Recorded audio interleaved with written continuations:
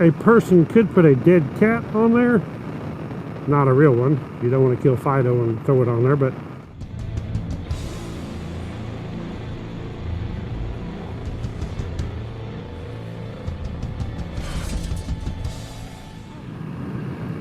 hey guys, welcome to Woodzman Adventures.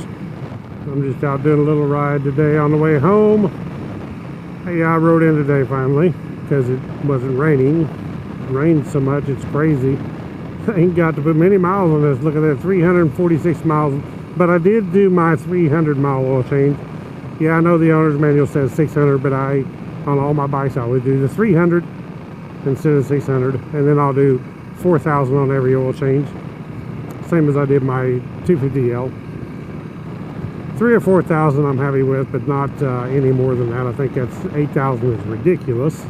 Oil's not that expensive, even though it is like 26 bucks a gallon for the Honda GN4 if you buy it by the gallon jug, which is really the cheapest way to get it. So I got a couple gallon of oil and some filters stocked up, and that should do me for a while.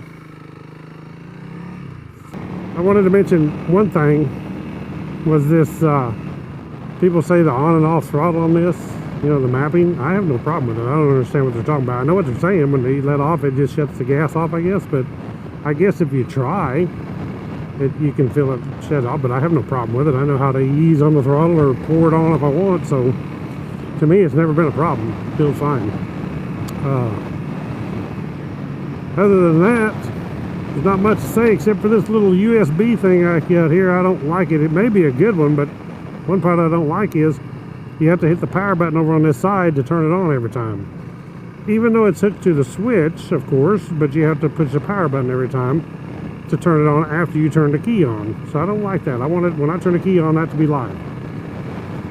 Or hooked directly to the battery 12 volts. I like that too. Slowly getting the bike fixed up. You can see that I have the end of the hand grips cut off. Well, that's because I found them slugs in the end of the bar. They're threaded, yeah, and I realized you could take and drill them out. You could put a 6mm bolt in it, or you could put an 8 and drill them out, tap it and thread it. But I don't want to do that.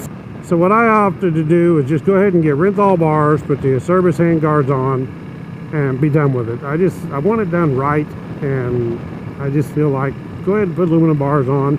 It's another 70, 80 bucks or something like that for aluminum bars, but it's worth it in the long run to have the stronger bars, because these bars, the factory bars, really are flimsy.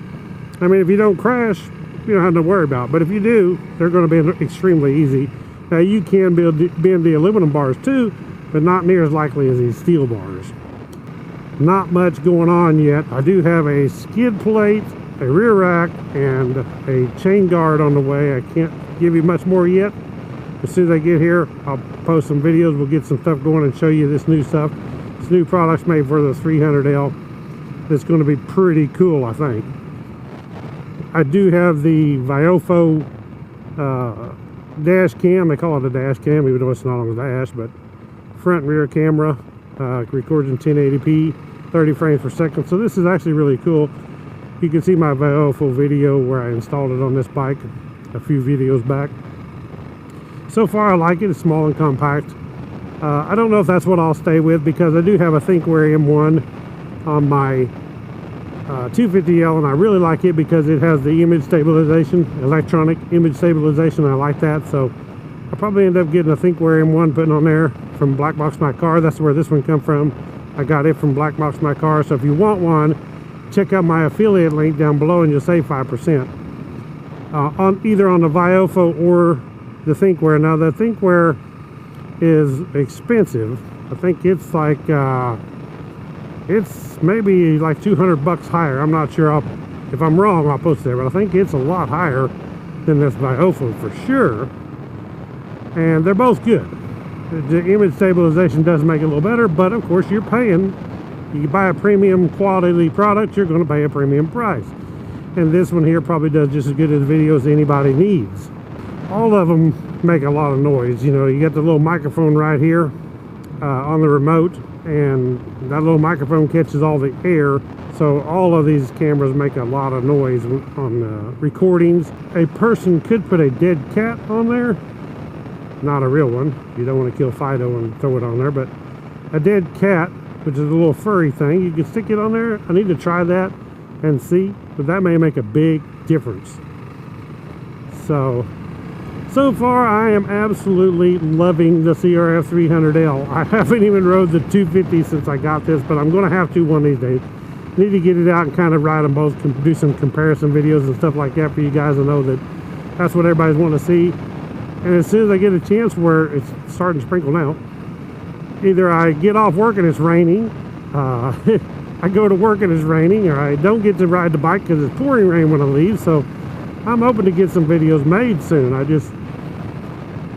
It's like going to be a jungle here if we keep getting rain. So thank you guys for watching. Click the thumbs up, subscribe down below if you like this video, and I'll catch y'all on the next one. Right on.